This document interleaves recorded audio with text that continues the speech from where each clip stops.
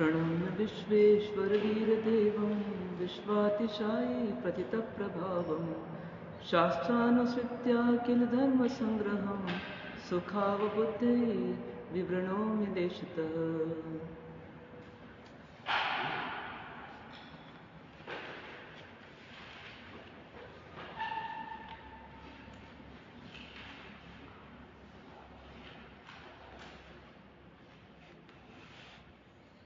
धर्म संग्रह ग्रंथ में मान विजय जी महाराज साहब हमें अपने फाउंडेशन को कैसे मजबूत करना, जिससे कि हमारे जीवन की इमारत सही बने, उसकी शिक्षा भी दे रहे हैं और इनडायरेक्टली प्रशिक्षण भी दे रहे हैं।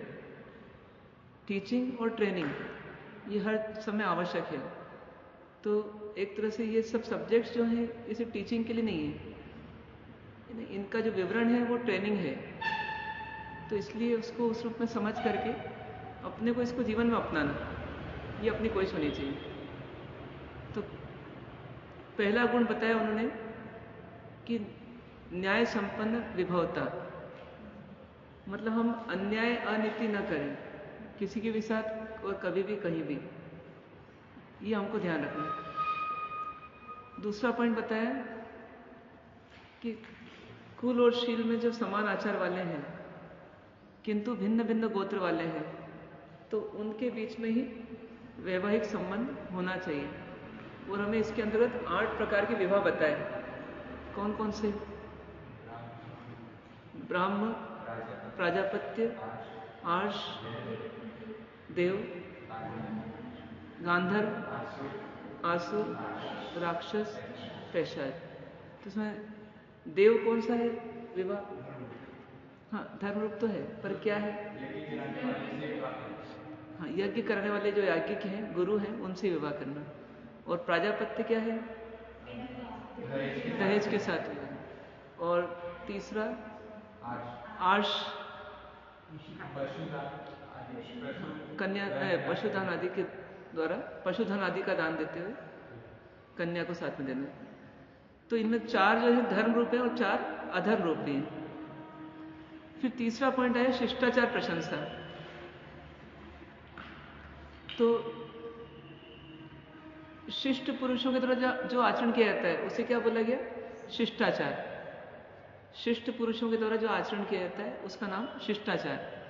तो हमारी भूमिका कहाँ से शुरू होगी कि भीतर में उनके प्रति प्रशंसा का भाव उमड़ेगा, उनके गुणगान करने का भाव होगा, शिष्ट आचरण के प्रति, शिष्ट आचरण को पालन करने वालों के प्रति। तो क्या होगा, हमारे अंदर वो गुण भी आता जाएगा। सीधी सीधी बात है, जिस गुण की प्रशंसा करेंगे वो गुण आएगा, जिस दोष की प्रशंसा करेंगे वो दोष आएगा जीवन में। तो क्या करना अपने को? गुण की प्रशंसा करना कि दोष की?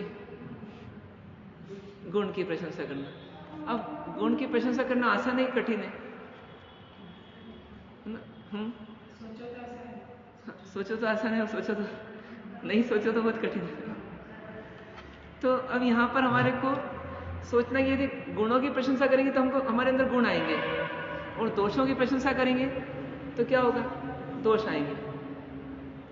मतलब जैसे कोई बहुत कॉमेडी करे तो हमारे मन में बहुत प्रशंसा का भाव आए कि अरे क्या जबरदस्त कॉमेडी की, तो धीरे हम भी क्या हो जाएंगे? कॉमेडियन हो जाएंगे।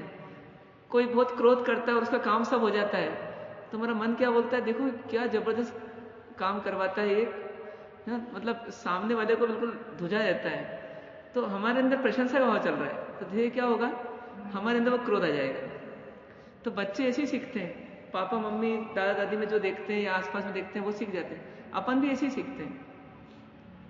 तो यहाँ हमको ये बताया गया कि आप प्रशंसा तो करो, लेकिन शिष्टाचार की प्रशंसा करो। शिष्ट पुरुषों का तो क्या जो आचरण है उसकी प्रशंसा करो। अब शिष्ट पुरुषों का आचरण कैसा होता है? मतलब शिष्ट किसे बोलते हैं? तो क्या बताया था कल? हाँ, उनकी सेवा करके। बहुत अच्छा, तो उसका नाम क्या हो गया? शिष्ट व्यक्ति। और उनका जो आचरण है वो शिष्टाचार। ठीक है, तो ये प्रोसेस ही बता दी अपने को एक तरह से। अब यहां पर हमको प्रोसेस बता दी, अब इसका प्रैक्टिकल रूप क्या होगा कि सबसे पहले जो ज्ञान वृद्ध हैं, गुणवान हैं, इनको हम देख सकें, समझ सकें। हमारे अंडरस्टैंडिंग लेवल ये हो कि हम इन लोगों को पहचान सकें।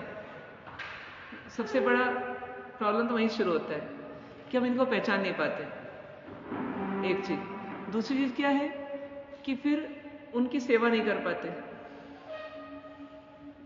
और तीसरी चीज उनसे ज्ञान नहीं ले पाते, और चौथी चीज कि फिर हम स्वयं शिष्टाचार का पालन नहीं कर पाते। तो इसलिए क्या होता है, हम अटक जाते हैं। तो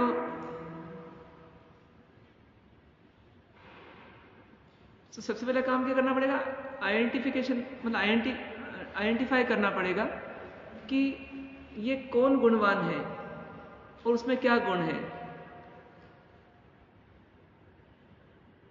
मतलब आइडेंटिफिकेशन एंड डिसीजन टेकिंग। फिर सेकंड काम क्या आएगा, फिर सर्विंग देम, उनको सर्व करना, उनकी सेवा करना। और फिर लर्निंग, सर्विंग के बाद क्या आएगा, लर्निंग, उनसे सीखना, और सीख करके फिर अप्लाइंग, उस चीज को अप्लाई करना। और फिर अंत में क्या आएगा, स्किल्स डेवलपमेंट, कि हमने उसकी स्किल अब ले आए। और अंत में आएगा फिर हैबिट फॉर्मेशन, कि हमारी वो सहज आदत बन जाए। इस प्रकार की प्रोसेस से गुजरेंगे तो काम होगा, और कहीं भी अटकेंगे तो काम नहीं होगा। मतलब सबसे पहले तो आइडेंटिफाइंग, फिर उसके बाद क्या, सर्विंग, फिर थर्ड, पहले ऐसे क्या है, शुरुआत होगी ऑब्जर्विंग, उनको ऑब्जर्व करो। ऑब्जर्विंग के बाद आइडेंटिफाइंग आएगा, आइडेंटिफाइंग के बाद फिर क्या आएगा, सर्विंग आएगा, और सर्विंग के बाद फिर लर्निंग आएगा, और लर्निंग के बाद फिर अप्लाइंग आएगा, और अप्लाइंग के बाद स्किल्स डेवलपमेंट आएगा, और उसके बाद फिर हैबिट फॉर्मेशन आएगा। स्किल डेवलपमेंट, और मतलब उसकी कौशल सीख लेगा उसका, मतलब एक तरह से उसमें निपुण हो जाएगा, दक्ष हो जाएगा। और दक्ष होने के बाद फिर उसको इतना अभ्यास करेगा कि वो हैबिट फॉर्म हो जाएगी। हाँ,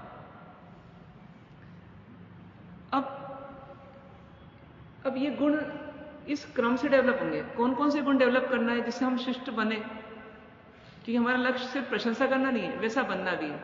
तो शॉर्ट में कहें तो पहला आएगा कि भीरुता आनी चाहिए, डर आना चाहिए। किसका डर आना चाहिए, कोई बोले डरना चाहिए कि नहीं डरना चाहिए, तो ऐसे तो बोले नहीं डरना चाहिए, लेकिन यहां डरना ही चाहिए। किसमें, लोकापवाद में डरना चाहिए,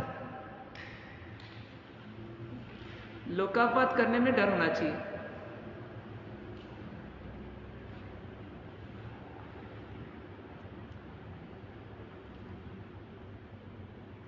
जैसे कोई साधु है या साध्वी है, और वो किसी पुरुष या स्त्री के साथ, मतलब अपोजिट सेक्स के साथ यदि एकांत पे बात करते हैं, तो उनको क्या होना चाहिए, डर लगना चाहिए।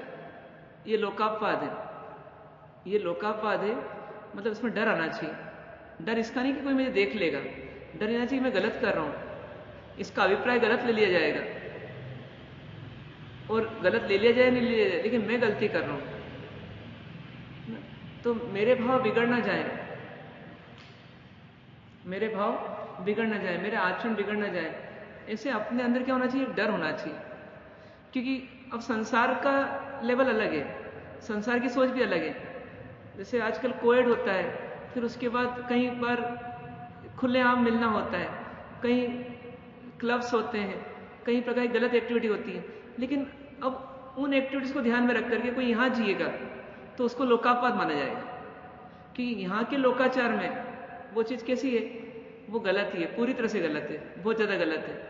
क्या बोला गया, 100 साल की बुजुर्ग महिला है और या 1 साल की बच्ची है और 100 साल का बुजुर्ग साधु भी है, तो क्या होगा, वो 1 साल की बच्ची या 1 दिन की बच्ची के साथ भी अकेले में न रहे। तो ये क्यों बनाया गया, ये आचार हमारे ज्ञानी पुरुषों ने सोच समझ करके, विचार करके बनाया। तो इसके पीछे आशय क्या है तो आशय ब्रह्मचर्य की रक्षा करना। अब यदि हमने लोकापात का ध्यान नहीं रखा और हमको भय भी नहीं है, व्यक्ति को 4-5 उत्तर फिक्स रहते हैं, जिसको नहीं करना होता है कोई काम तो सब करते हैं, तो मैं क्यों नहीं करूं? आप इसको नहीं बोलते तो मुझे क्यों बोलते हो?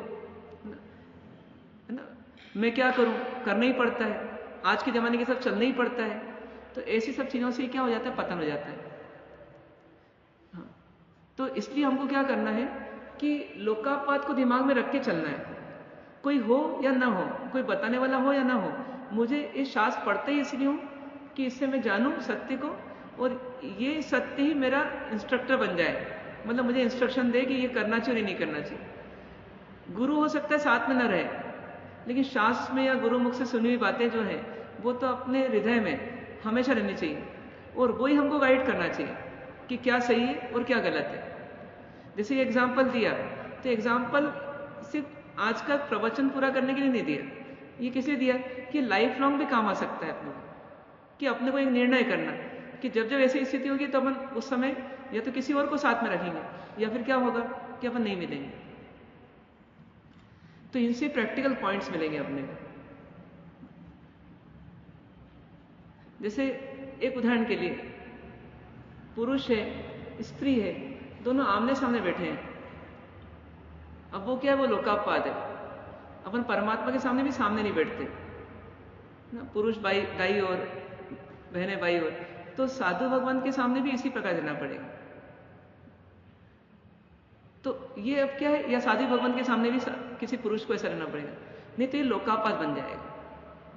तो ऐसे ही शिष्ट पुरुषों का जो आचरण है, इसको बहुत ज्यादा ऑब्जर्व करना पड़ेगा, तभी उनको आइडेंटिफाई कर पाएंगे, तभी उनसे जुड़ पाएंगे, उनकी सर्विंग कर पाएंगे, फिर उनसे कुछ लर्निंग कर पाएंगे, और फिर उसके बाद हम स्किल्स डेवलप कर पाएंगे, और उसके बाद फिर हम हैबिट फॉर्मेशन कर पाएंगे।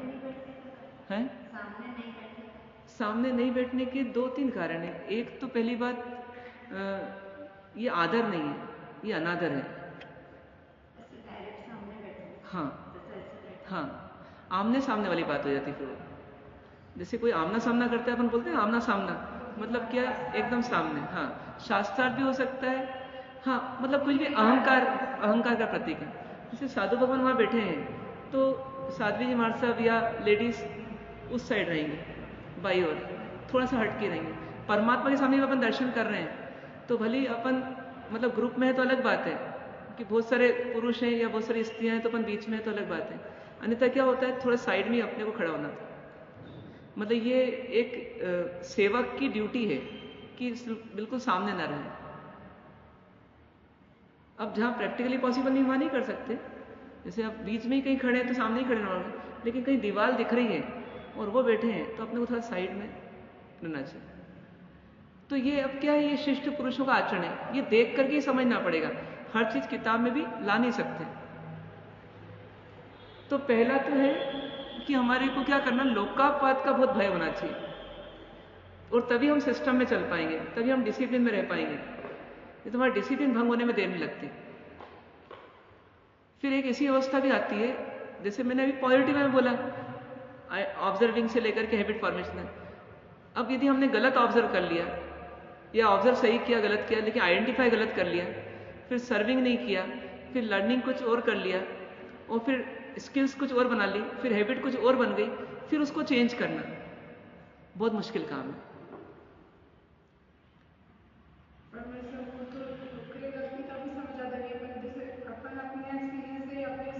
हाँ अभी हमने आपकी बात सुनी तो हमें पता चला कि हाँ ये गलत है। हाँ, नहीं एक्चुअली क्या है, अपन ने जब शुरुआत की पढ़ने की, ज्ञान प्राप्त करने की, तो बचपन अपना देखें तो अपन ने सिर्फ ऑब्जर्विंग से ही सीखा है अधिकांश चीजें। बच्चा जो सीखता है ना, नहीं, अब लक्ष्य बना लीजिए, क्योंकि ये चीज ना हमारी मतलब फाउंडेशन है। यदि ये सही नहीं होगी ना तो आगे सही नहीं हो पाएगी। तो इसलिए हमको अब ऑब्जर्व कर करके सीखना पड़ेगा। जैसे आप देखो कि कभी कोई श्रावक आता है तो वो बड़े महाराज साहब से कैसे बात करता है, एक उदाहरण के लिए। यदि आपने उसको देख लिया तो आपको बताने की, क्योंकि बड़े महाराज साहब कोई बताएंगे नहीं। कुछ चीजें ऐसी होगी जो गुरु कभी नहीं बताएंगे,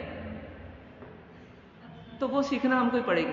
तो उसमें हमको देखना पड़ेगा इन्होंने किस तरह से बात की और मैं किस तरह से करता हूँ या करती हूँ। तो बस वहाँ हमको जो चेंज लगे उसमें से बेस्ट हो, बेटर हो, उसको सिलेक्ट कर लें, खरीद लें उसको कि हाँ अब ये मैं भी करूँगा। तो श्रावक आएगा तो भी सीखने को मिलेगा, श्राविका आएगी तो भी मिलेगा, साधु आएगा तो मिलेगा। यहाँ तक कि जैसे ये जो काम करने वाले लोग रहते हैं ना, इनसे बहुत कुछ सीखने को मिलता है जो बड़े बड़े सेठों से नहीं मिलता।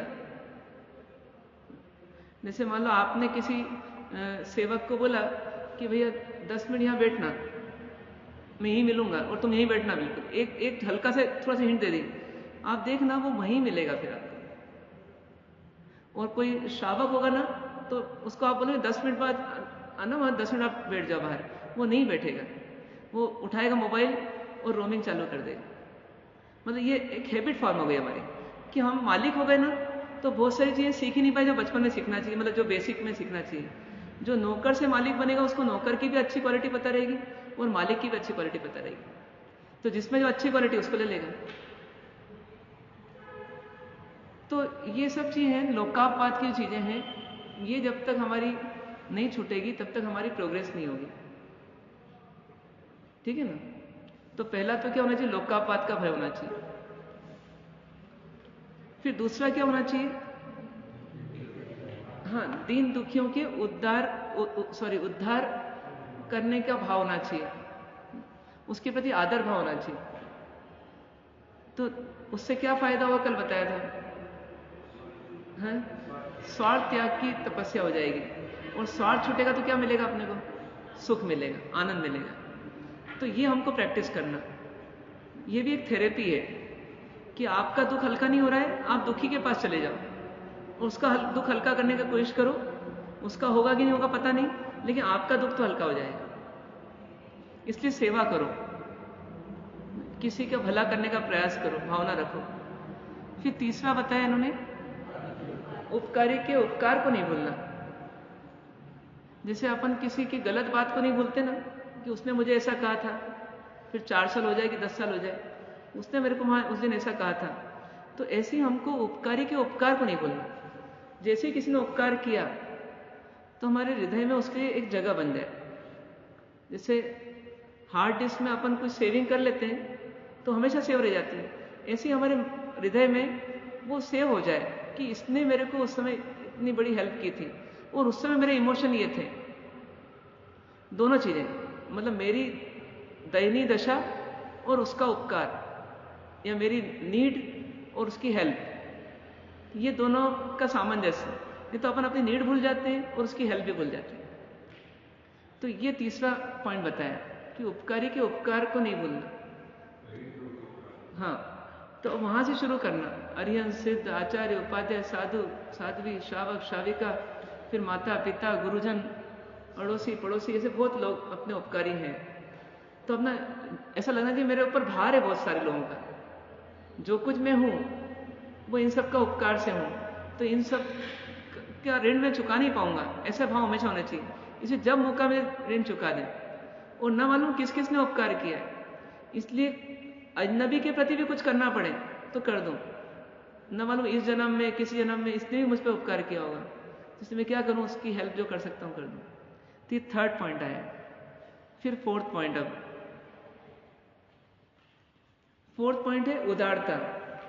यदि हम पहला बोले तो भीरुता, लोकापात, भीरुता। दूसरा पॉइंट जो है, हाँ, करुणा या दया, दयालुता। और तीसरा जो है कृतज्ञता, और चौथा जो है उदारता। बोलते हैं પોતાના સ્વાર્થનો ત્યાગ કરીને, પોતાના સ્વાર્થનો ત્યાગ કરીને પણ અન્યની યોગ્ય પ્રાર્થનાનો ભંગ ન કરવાનું સુદાક્ષિण्य।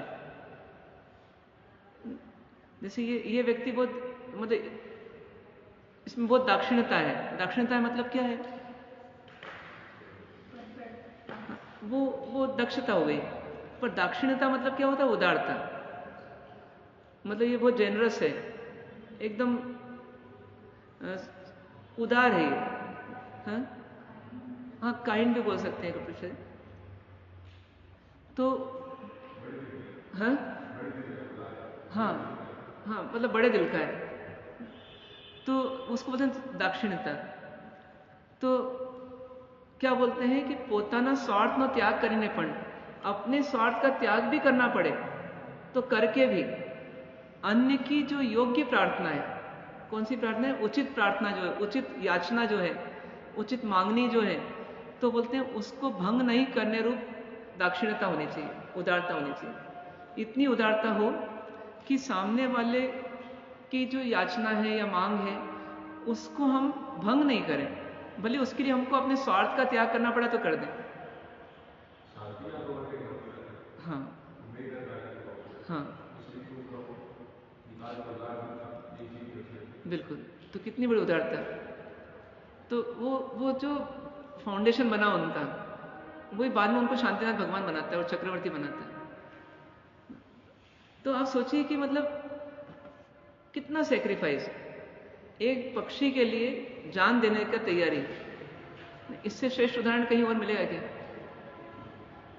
तो अब सोचिए अपनी स्थिति क्या है, अपने वो छोटे छोटे सेक्रीफाइस करने होते हैं ना, तो उसमें माइंड जो है बहुत मैथमेटिक्स करता है, ये करूं कि नहीं करूं, इतना मैं करूंगा तो मुझे बदले में क्या मिलेगा। तो ये जो सोच हमारी है ये हमको कभी आगे नहीं बढ़ने देगी, ये लगता है अपने को।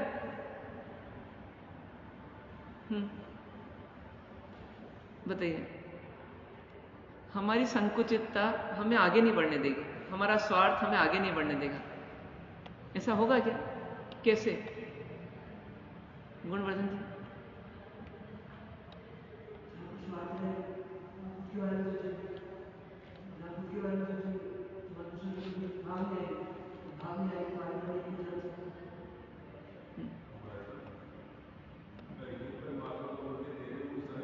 नहीं, एक मिनट, ये क्वेश्चन पहले आंसर देना है, इस क्वेश्चन का आंसर दो आप।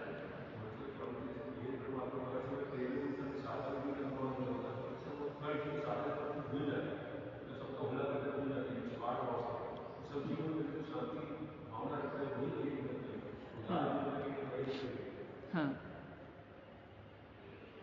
और बस हाँ, बस ये कि जब तक अपन उदार नहीं होंगे, क्या प्रश्न था? हाँ, हमारा स्वार्थ हमको आगे नहीं बढ़ने देगा, मतलब आगे बढ़ने के लिए उदारता बहुत जरूरी है। हाँ हाँ हाँ हाँ, तो आगे नहीं बढ़ने देती। तो इसको प्रूव कैसे करें अपन, कि ये प्रूव होती नहीं माइंड में। अपने को आगे बढ़ना है तो अपने को तो और स्वार्थी तो होना ही पड़ेगा, लक्ष्य को भी ध्यान रखना पड़ेगा, फिर सेक्रीफाइस करेंगे तो अपन लक्ष्य कैसे प्राप्त करेंगे?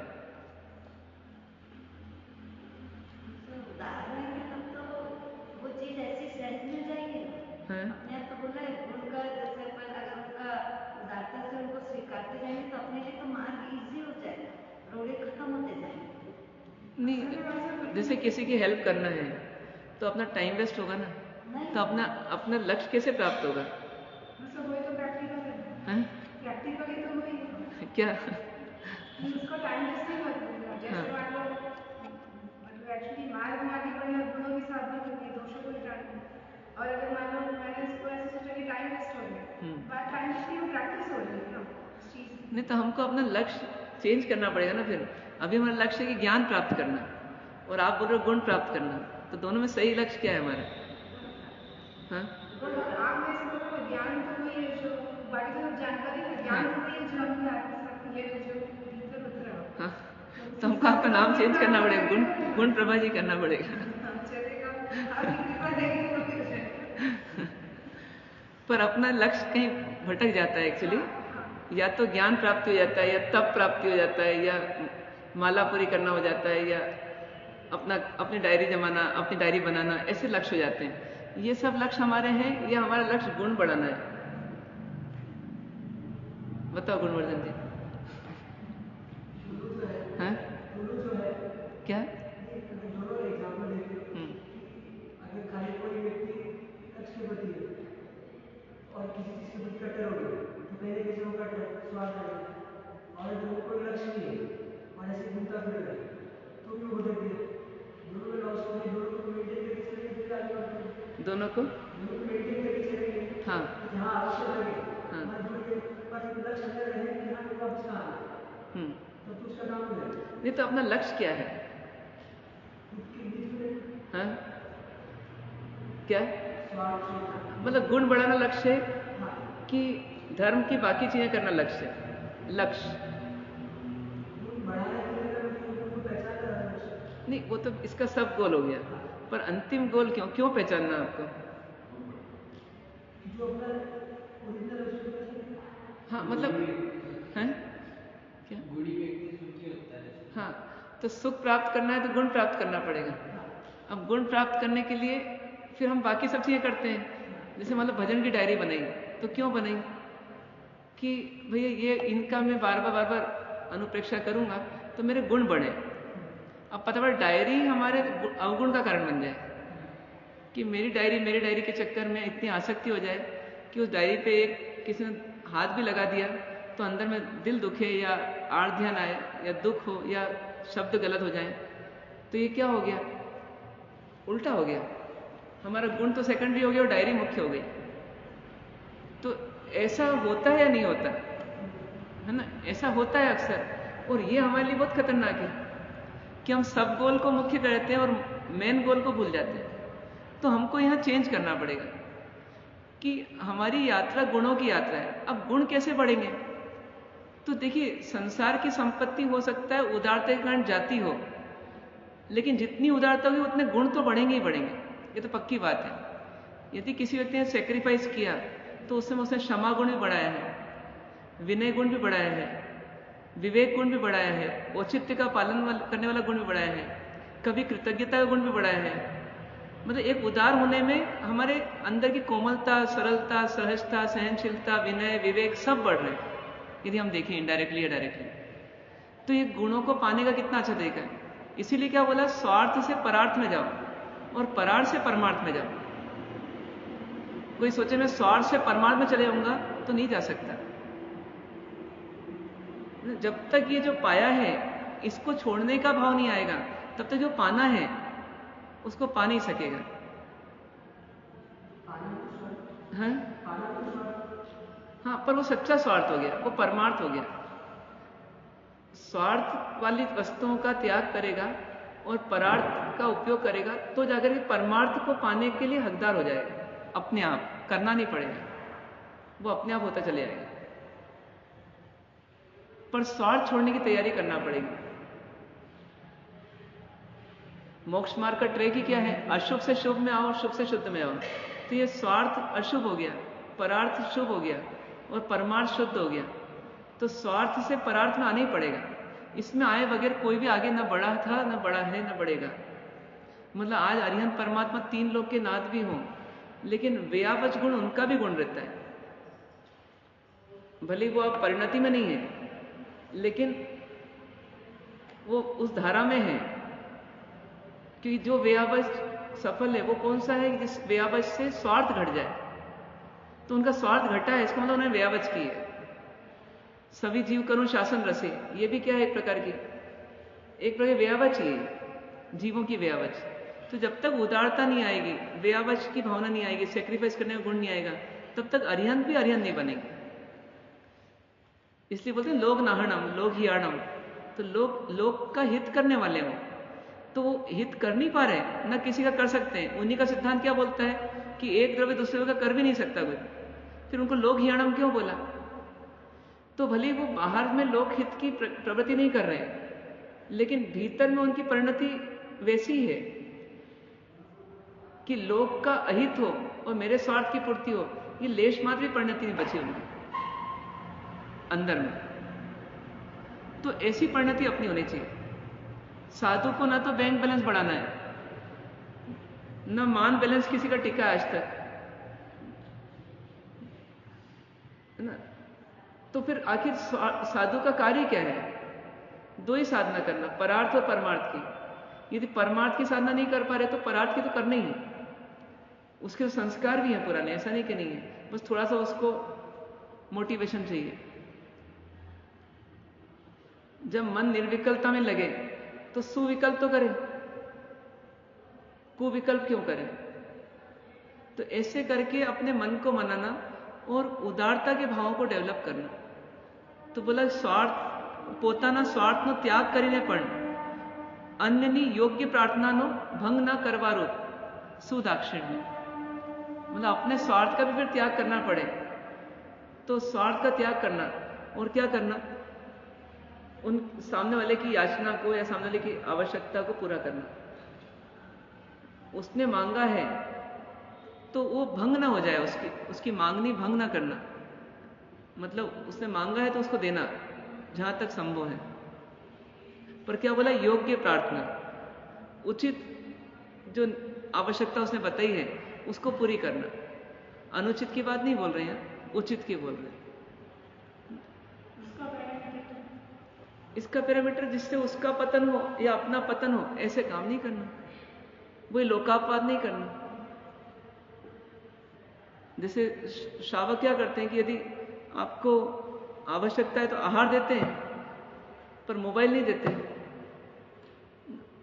ये सुश्रावक की निशानी है कि आपकी याचना को पूरा कर रहे हैं लेकिन उसमें उचित अनुचित का ध्यान रख रहे हैं। तो ऐसे अपने को भी ध्यान रखना, उसकी उचित प्रार्थना। जैसे उसने डायरी मांगी तो डायरी दे सकते हैं अपन, और वो कुछ और मांग ले। जैसे मान लो उसने कुछ ऐसी चीज मांगी जो अपने अध्यात्म के हिसाब से सही नहीं है, उसको मना कर देंगे। उसने बोला कि ऐसा मंत्र दे दो कि इससे मेरी समृद्धि बढ़ जाए, तो भैया ऐसा मंत्र हमारे पास नहीं है ना, ऐसा संभव है। तुम ये करोगे, तुम अपने आप भाव अच्छे करोगे, शुभ अच्छा होगा और अपने आप हो जाएगा जो होना होगा। ये तुम्हारा मनोबल बढ़ेगा अपने आप, तो काम हो जाएगा। तो उसको प्रॉपर राहत दिखाएं कम से कम। तो एक कोमलता का भाव डेवलप करना है। कैसे मतलब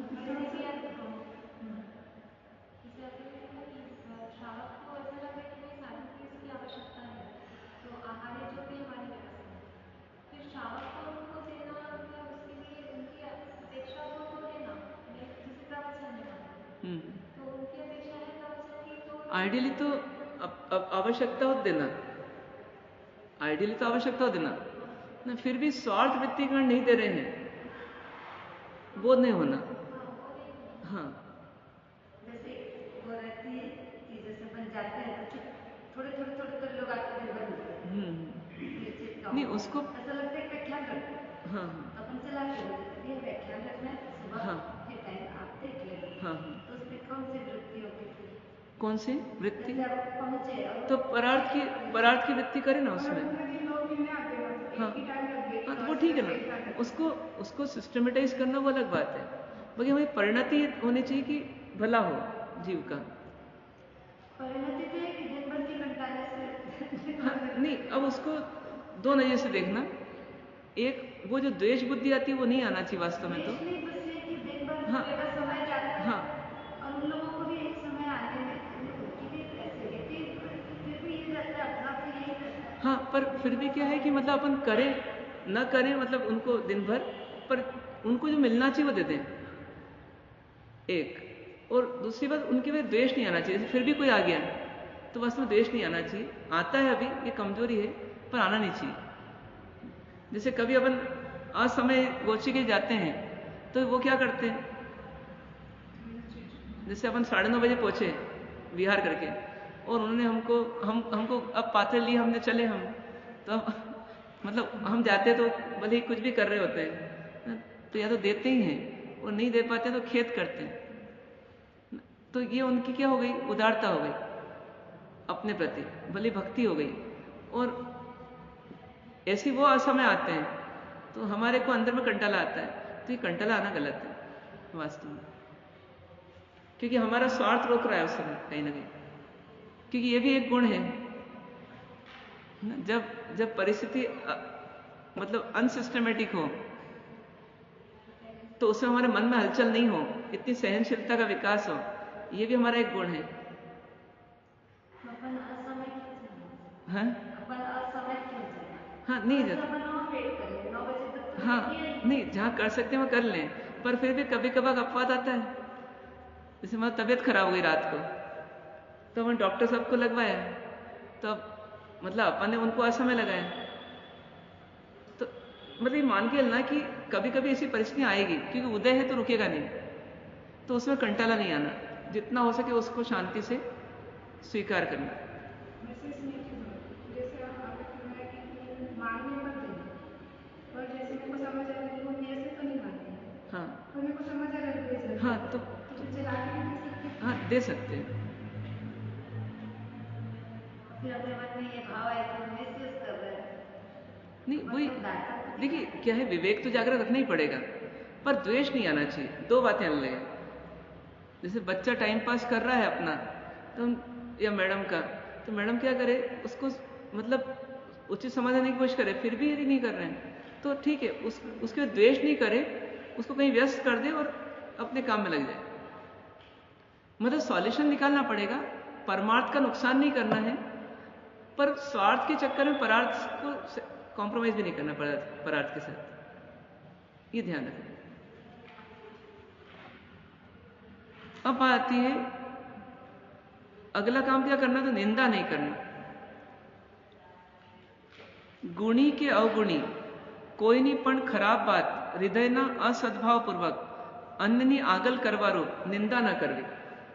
मतलब क्या हुआ कि गुणी व्यक्ति हो या अवगुणी हो, किसी की भी खराब बात हृदय के असद्भाव पूर्वक, मतलब हृदय में गलत भाव के साथ अन्य के सामने, किसी और के सामने करने रूप जो निंदा है, वो कार्य अपने को नहीं करना। निंदा करना तो किसकी करना, स्वयं की करना। गुण देखना किसके देखना, दूसरों के देखना। तो ये भी एक कला है, ये भी एक दृष्टि है कि हम किसी व्यक्ति या वस्तु या परिस्थिति या प्रकृति के संपर्क में जब आते हैं तो हम गुण भी देख सकते हैं, दोष भी देख सकते हैं। तो अभी हमारा तरीका क्या होता है, हम दोष देखते हैं। जैसे गधा है, गधा कैसे जानवर है?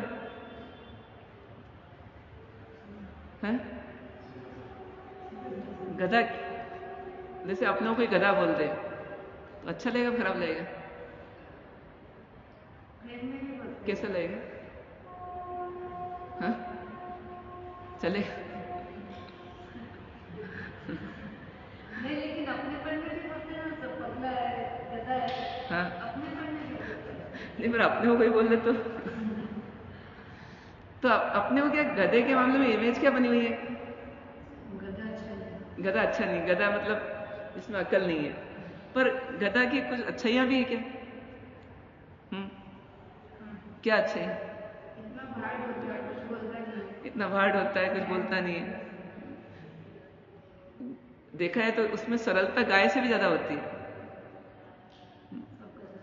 गाय तो कभी कभी भिड़ती भी है थोड़ी, गधा तो बिल्कुल भिड़ता ही नहीं किसी से, इतना सरल प्राणी है। इतना बोझ उठाता है। अपने इतने तीर्थ बने ना, तो बहुत सारे गधों के सारे ही बने, वही पत्थर ले गए बड़े बड़े। मतलब उपकार है उनका हमारे ऊपर, उस जाति का मनुष्य पर उपकार है, सिर्फ तीर्थ में नहीं, बहुत सारी चीजों के लिए। पर हमको उसके गुण नहीं दिखते, उसके दोष दिखते हैं। ये क्या होता है, ये भी एक हैबिट फॉर्मेशन है कि जिसमें भी देखो कमी देखो। जितनी भी बुद्धि बढ़ती है उतना उतना दूसरे की कमी और स्पष्ट दिखती है। तो इसमें क्या होता है, व्यक्ति माहिर हो जाता है और दूसरे के दोष देखने की कला आ जाती है। हमारी रेंज कितनी बढ़ गई, तो हम गधे के भी दोष देख सकते हैं और प्रधानमंत्री के भी दोष देख सकते हैं। मतलब बहुत लंबी रेंज है हमारी दोष देखने में। कोई पूछे समुद्र कैसा है, तो खारा होता है, पर कभी ये नहीं बोलते समुद्र कितना विशाल होता है। तो ये क्या होता है, हमारी दृष्टि है। कि कोई पूछे और कैसा चल रहा है, अरे भैया बहुत प्रॉब्लम है, मतलब प्रॉब्लम पहले दिख रही है हमको। तो ये सब क्या है, नेगेटिव दृष्टि का विकास हो जाता है। ये भी है ना, पर्सनैलिटी का एक कमजोर पक्ष होता है। ये पर्सनैलिटी को बताता है कि व्यक्ति की पर्सनैलिटी कैसी है।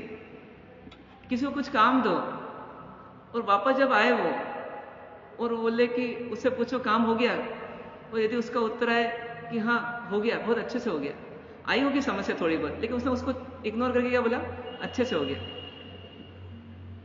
एक ये तरीका है। एक दूसरे व्यक्ति से पूछो काम हो गया, अरे क्या काम हो गया, अभी काम चालू ही नहीं हुआ। क्यों? क्योंकि ये प्रॉब्लम है, वो प्रॉब्लम, उसको बोला तो उसके पास भेजता है, उसके पास तो उसके पास भेजता है, मतलब प्रॉब्लम ही प्रॉब्लम, प्रॉब्लम ही प्रॉब्लम है। तो ये क्या दोष दृष्टि है? नहीं, देखता है वो भी, लेकिन उसको अपनी कमजोरी मानता है। पर पहले तो अपन एक सामान्य व्यक्ति की बात कर रहे हैं, तो वो क्या है स्थिति कि एक नेगेटिव पर्सनैलिटी, एक पॉजिटिव पर्सनैलिटी। पॉजिटिव पर्सनैलिटी हमेशा अच्छे पक्ष को देखते हुए आगे बढ़ने का प्रयास करती है, और नेगेटिव पर्सनैलिटी खराब पक्ष को देख करके बार बार रोकती है अपने आप को और शिकायत करती रहती है, सॉल्यूशन नहीं ढूंढती। एक प्रॉब्लम ओरिएंटेड है, एक सॉल्यूशन ओरिएंटेड है। तो हमको कैसा बनना, कैसा बनना हमको? Solution oriented.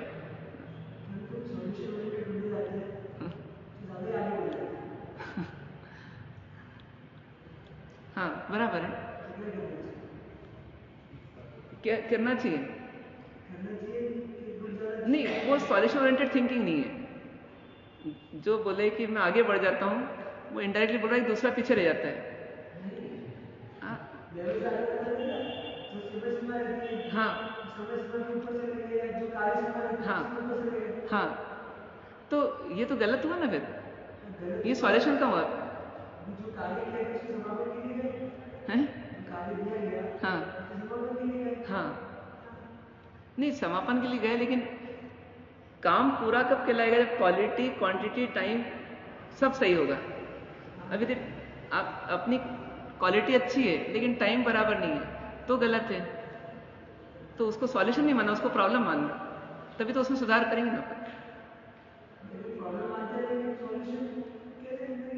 तभी तो ढूंढेंगे। हाँ, नहीं रुकेंगे नहीं।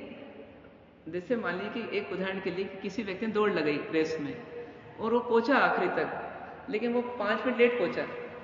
तो अब उसने देख लिया 5 मिनट लेट पहुंचा, अब अगली बार वो प्रैक्टिस करेगा ना। तो वो प्रॉब्लम देख ली, अब सॉल्यूशन ढूंढेगा कि बाकी सब चीजें अच्छी है, स्टेमिना अच्छा है मेरा, लेकिन इस काम को मेरे को 5 मिनट पहले पूरा कर लेना चाहिए। हाँ, करवा रहा होगा तब भी ऐसे कि जैसे मान लो एक उदाहरण के लिए, जैसे मान ली कि मैं इनसे काम करवा रहा हूँ और यदि मैंने इनको चुना है काम के लिए, तो अब क्या करूंगा कि इनको साथ में लेके चलूंगा। इनको साथ में लेके चलूंगा तो इनमें कुछ कमजोरी है तो इनकी काउंसलिंग करूंगा प्रेम से, और जहां तक हो सके इनके कमजोर पक्ष को उभारने का प्रयास करूंगा। थोड़ा लॉन्ग टर्म विजन लेके चलेंगे, शॉर्ट टर्म नहीं।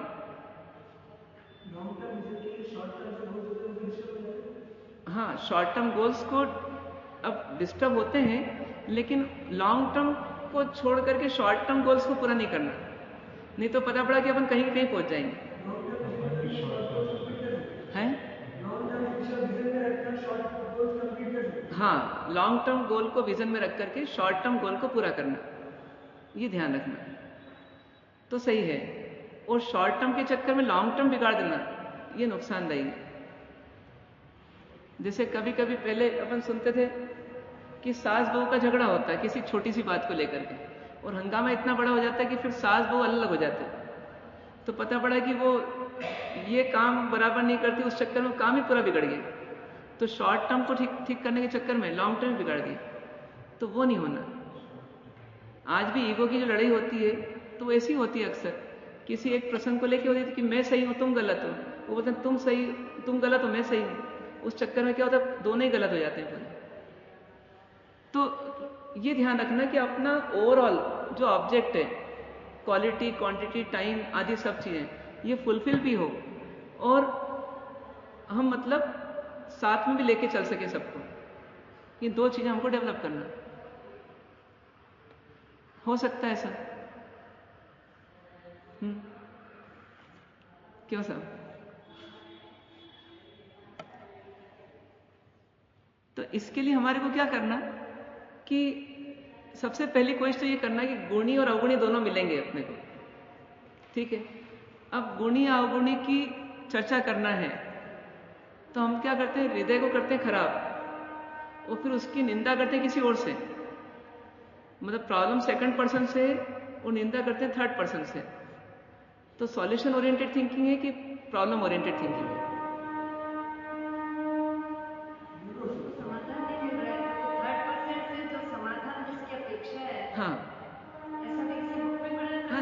एडवाइस ले ले, एडवाइस लेने के लिए कर रहा है, कंसल्टेंसी ले नहीं, मार्गदर्शन, हाँ वही मार्गदर्शन देने के लिए कर रहा है तो कोई दिक्कत नहीं। जैसे प्रॉब्लम है शरीर में और जाते हैं डॉक्टर के पास, पर उसमें लक्ष्य क्लियर है कि डॉक्टर के माध्यम से शरीर को ठीक करना है, तो कहीं कोई गलत नहीं हो। लेकिन जब किसी किसी की आदत में निंदा आ जाती है तो फिर क्या होता है कि फिर वो प्रॉब्लम ओरिएंटेड ही बात करता रहता है किसी से, है जो अपने आप को गुणी समझता है वो दूसरों में अवगुण देखता है। अवगुण तो सब में परफेक्ट कोई है नहीं। हाँ परफेक्ट रहते तो अपन भी शुद्ध सीधा में रहते। हाँ, अब होना क्या चाहिए अप्रोच, मतलब वो दूसरा अगर गलती कर भी रहे तो अपन उसके गुण देखने की जगह अपन अपने में देखे कि वो जो एक गलती कर रहे वो मेरे से भी हो सकती थी। हाँ जगह जगह का फर्क रहता है, तो वो सिचुएशन आएगी नहीं, अपन अभी शॉर्ट टर्म में अपनी मेमोरी लॉस कर देते हैं, मतलब हाँ हाइपर हो जाती है अपन अपने को क्योंकि गुण ही समझ नहीं। हाँ, तो इसके लिए सही तरीका क्या है कि रोज अपने अवगुण देखना और दूसरे गुण देखना। अपन मानते हैं I am perfect and no one is perfect. हाँ, everyone is imperfect. I am only imperfect. हाँ So how I can say to anyone that you are unperfect? हाँ, तो ये जो हमारा मान कषाय होता है, इस मान कषाय को दूर करना अपने कैसे करेंगे अपन, इसके लिए एक ही तरीका है, अपने दोष देखो रोज और दूसरे गुण देखो। जैसे आज महाराज साहब ने निश्चित किया कि अब रोज एक गुण रोज बताएंगे सबका, है ना। तो क्या होगा, गुण देखने की बार बार प्रैक्टिस होगी हमारी सबकी।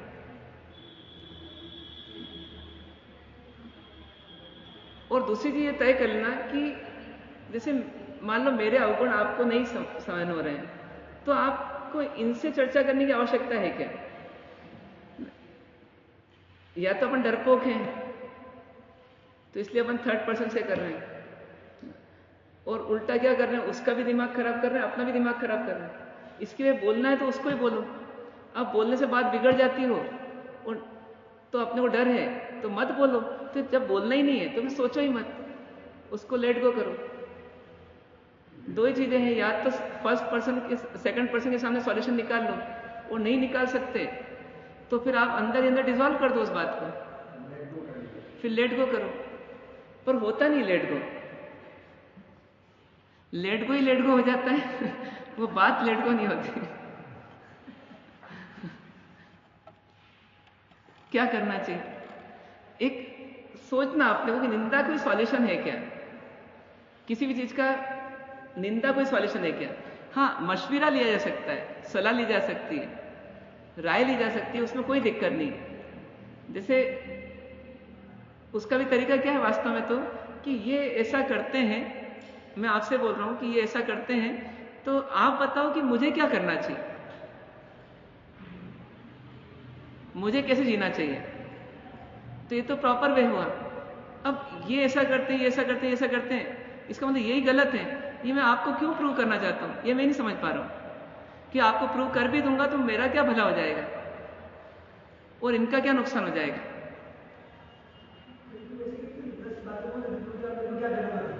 है? क्या? हाँ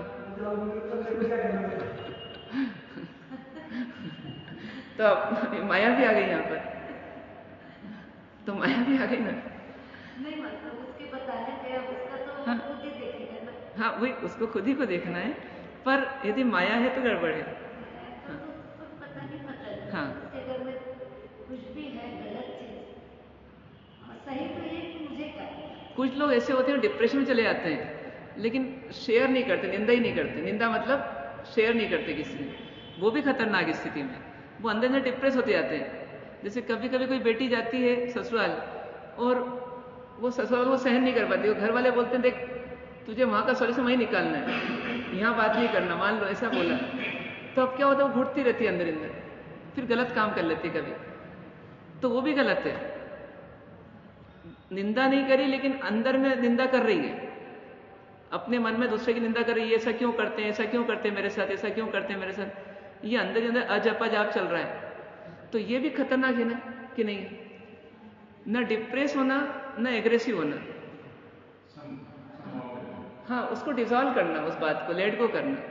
कि या तो मेरा उदय मान लो, ऐसे ही देखा था केवली भगवान ने, और वो भी नहीं बदल सकते थे, मैं भी नहीं बदल सकता हूं, तो फिर सोचना क्यों?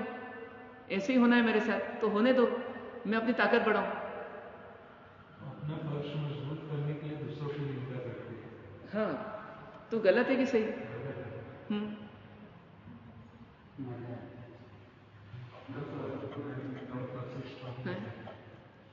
अब जैसे कोई बोले कि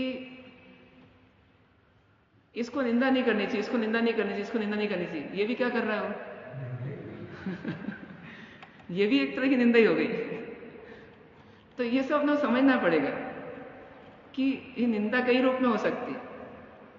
कभी कोई व्यक्ति बोलता है कि देखो ऐसा नहीं करना चाहिए, उदाहरण के लिए वो करता है, अब उसका आशय ये था कि मतलब उसकी निंदा करना, लेकिन उसने पूरा उसको भूमिका बनाई, तो ये सब भी क्या है मायाचारी। क्या करना चाहिए? पॉजिटिविटी बहुत बढ़ाना पड़ेगी अपने अंदर, गमों को, दुखों को सहने की क्षमता बढ़ाना पड़ेगी। जैसे हर घर बनता है तो एक ओवरहेड टैंक भी बनता ही है, तो ऐसे क्या है, कोई भी जीवन जियो, अपने को ये कैपेसिटी बढ़ानी पड़ेगी कि कुछ ना कुछ कचरा आएगा, अपने को उसको सहना ही है और उसको लेट को जल्दी से जल्दी करना है। हर दिन नया जो आएगा वो कोई ना कोई परेशानी लेकर आएगा, और आप सोचो मत कि मैं सॉल्व करती हूं या करता हूं, वो सॉल्व होती है और वो आएगी जरूर, लेकिन आपके सामने, आपके गेट पर खटखटाएगी जरूर। अब उसके बाद वो होगी भी सॉल्व, लेकिन जब तक नहीं हो रही तब तक आप उसको भरो मत, उसके कचरे को अंदर लाइट होकर के उसको सॉल्व करो और जल्दी से जल्दी उसको भूलो, लंबे समय तक उसको याद मत रखो। अब इसमें वो व्यक्ति परफेक्ट है जो जितना जल्दी भूल जाता है, और वो व्यक्ति इम्परफेक्ट पर्सनैलिटी है कि जो व्यक्ति उसको तो याद रखता ही है और बार बार किसी को बता बता करके उसको रिवाइज करता रहता है, वो इम्परफेक्ट पर्सनैलिटी है। तो ये हमको ध्यान रखना है। इसके लिए मान कषाय भी गलाना पड़ेगी, मायाचारी भी गलाना पड़ेगी, सॉल्यूशन ओरिएंटेड थिंकिंग भी लाना पड़ेगी, लेट गो करने की आदत भी डालना पड़ेगी। परेशानियां आएगी ऐसा प्रैक्टिकल होकर के मान के चलना पड़ेगा, तो फिर हम पर असर नहीं होगा, हम प्रभावित नहीं होंगे, नहीं तो प्रभावित होंगे। क्या करना चाहिए? लेट गो करना। क्या करना चाहिए हमारे साथ?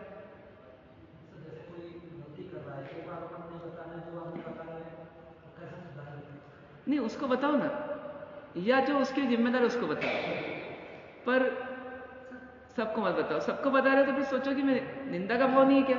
इसलिए उन्होंने एक शब्द बोला कि हृदय के असद्भाव पूर्वक, मतलब हृदय में भाव ठीक नहीं है, वो फिर बता रहे तो निंदा है, और भाव उसके हित का है, किसके? जिसकी गलती है, तो वो सही है।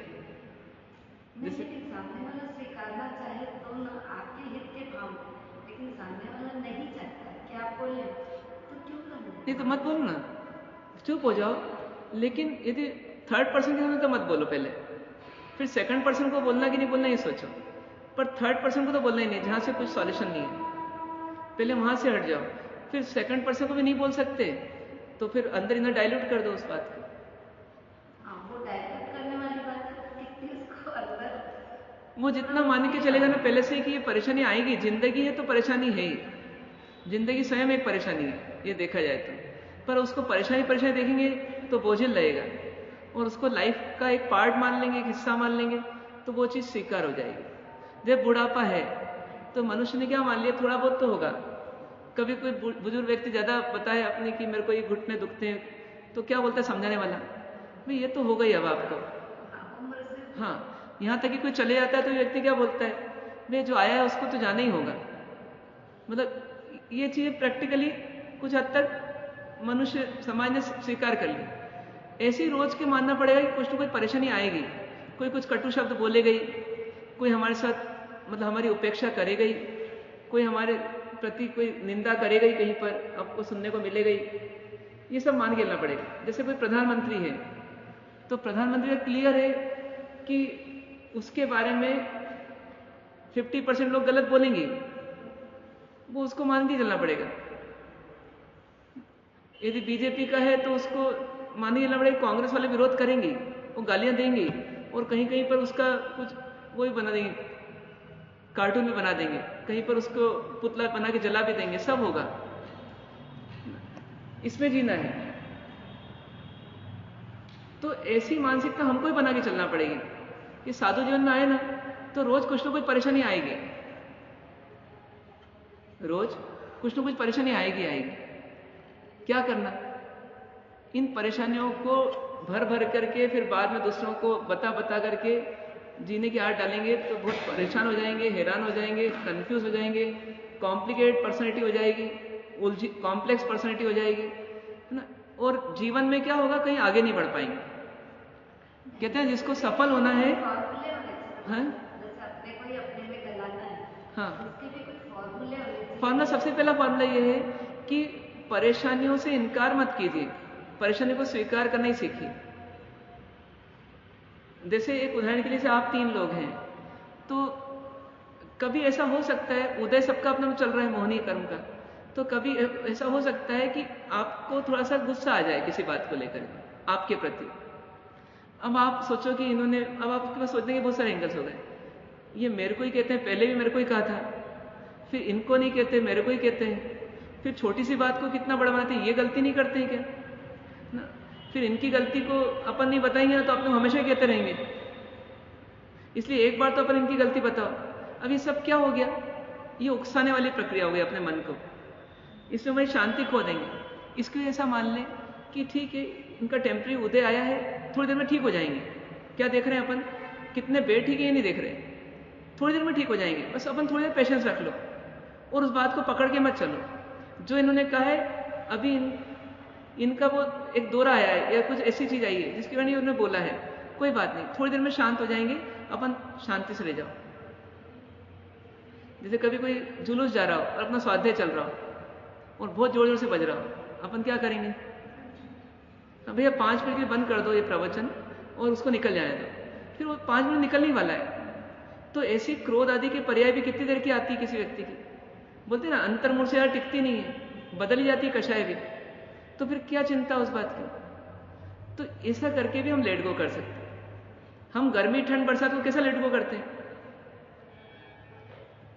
ठंड लग रही है जहां रुके हैं बिहार में, हम क्या सोचते हैं, एक रात की तो बात है, फिर तो निकल ही जाएगी, फिर सुबह हो ही जाएगी, फिर बिहार ही करना है, बिहार में गर्मी आ ही जाएगी, तो क्या चिंता पालना, सो जाओ। तो क्यों, क्योंकि हमको लगता है कि प्रकृति को ऐसे ही सहना पड़ेगा, ऐसे व्यक्ति को भी ऐसे ही सहना पड़ेगा। जब सहना ही पड़ेगा तो फिर सोचना क्यों, जिसको सहना पड़ेगा हमने स्वीकार कर लिया, फिर उसके बारे में सोचना बंद कर दिया। तो बताइए, समस्या ज्यादा है जीवन में कि समाधान ज्यादा है? हैं? समस्या ज्यादा है ना कि समाधान ज्यादा है? हैं? समाधान ज्यादा। जयवर्धन जी, क्या ज्यादा है, समस्या है कि समाधान?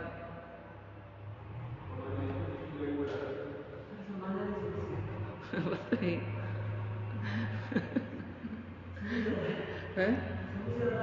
हाँ, संसार के समाधान जो है ना समस्या है। संसार के जितने समाधान अपन खोजते हैं ना, ये समस्या पैदा करते हैं। हर समाधान एक समस्या बनता है, और परमात्मा ने समाधान दिए वो तो हर समस्या का निवारण है ना। हाँ हाँ, नहीं, पर जैसे क्या है, आप देखो कि समस्या ज्यादा भली हो, चलो मान लिया, लेकिन समाधान कितनी छोटी सी चीज में आ जाते हैं। पूरी बुक में, मैथ्स की बुक में कितने सारे सवाल, और पूरी बुक में फॉर्मूले कितने, बहुत कम। तो समस्या ज्यादा हो भले संख्या में, लेकिन वो इतनी पावरफुल नहीं है। हर समस्या सॉल्यूबल है और समाधान बहुत थोड़े से हैं। ऐसे उन फॉर्मूले, जैसे हमारे जीवन के फॉर्मूले बन जाए, उन्हीं फॉर्मूले को बार बार अप्लाई करके हम आदत डाल लें, तो समस्या आते से हमारा समाधान निकलेगा। इसलिए कई लोग निंदा नहीं करते, एक हैबिट बना लेते हैं, मैं क्यों शेयर करूं, शेयर करना तो या तो क्या मतलब ऐसा माना जाता है कि मतलब जैसे निंदा करना किसका काम माना जाता था पहले, तो लेडीज का काम माना जाता था कि भैया लेडीज क्या करेंगे बैठे बैठे घर में चार दीवारी में निंदा करेंगे, जेंट्स नहीं करेंगे। अब आजकल सब करते हैं पर मतलब ये क्यों करना है, छोटा काम है ये, तो मतलब ऐसे माना जाता है, तुच्छ काम माना जाता है कि तुच्छ कार्य निंदा करना।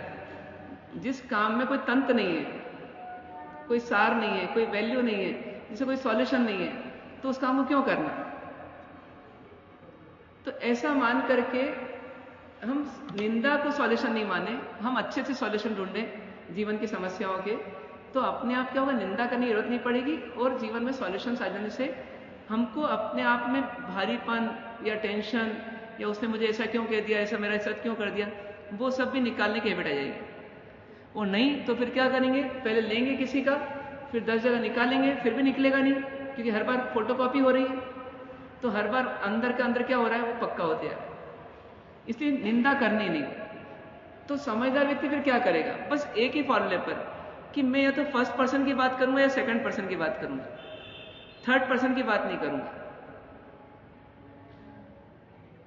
या तो मेरे भले की बात करूं या सामने वाले के भले की बात करूं, या मेरे दोष दिखाऊं या सामने वाले के दोष दिखाऊं, लेकिन थर्ड पर्सन की बात मुझे नहीं करना।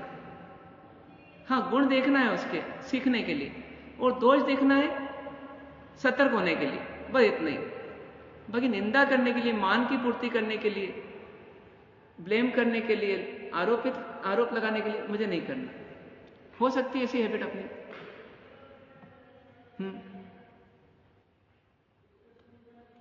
साधु को निंदा करनी चाहिए कि नहीं करना चाहिए?